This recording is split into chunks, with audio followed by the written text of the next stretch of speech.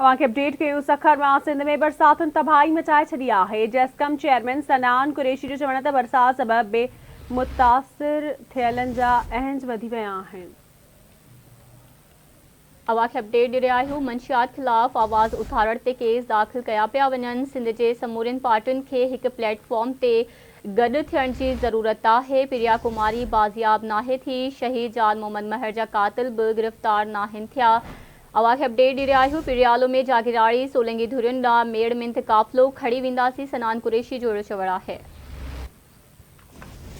सखर मां अवांखे अपडेट कयूं। सिंध में बरसातुनि तबाही मचाए छॾी आहे। जेस्कम चेयरमैन सनान कुरैशी जो चवणु आहे त बरसात सबबि मुतासिर थियलनि जा अहंज वधी विया आहिनि।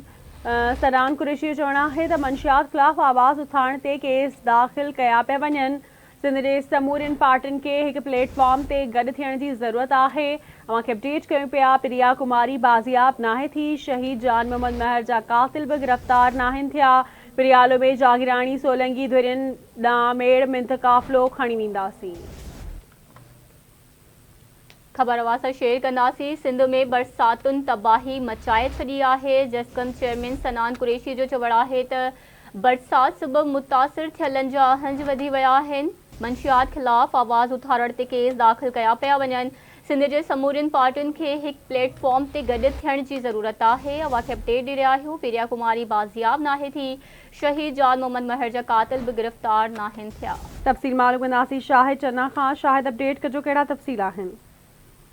जी बिल्कुल, जस्कम के चेयरमैन सनान खान कुरैशी सखर प्रेस क्लब में प्रेस कॉन्फ्रेंस कंदे चयो आहे त सिंध में बरसातुनि एक तरफ़ तबाही मचाए छॾी आहे त ॿिए तरफ़ सिंध सरकार किथे भी जोगा उपाउ वठंदे असांखे नज़र न पई अचे। बरसात जे पाणी सिंध जे शहरनि खे ॿोड़े छॾियो आहे। सिंध सरकार जी हर दावा कूड़ी साबित थी रही आहे। सिंध में मंशियात सरियाम वेकिरो थी रही आहे।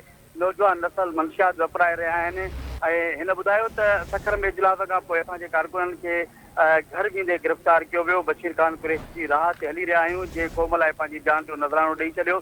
असांजी परोमन कारकुननि खे गिरफ़्तार कियो पियो वञे। सिंध में समूरियूं क़ौमपत पार्टियूं हिकु प्लेटफॉर्म ते इकट्ठी थियण जी हिन वक़्तु ज़रूरत आहे।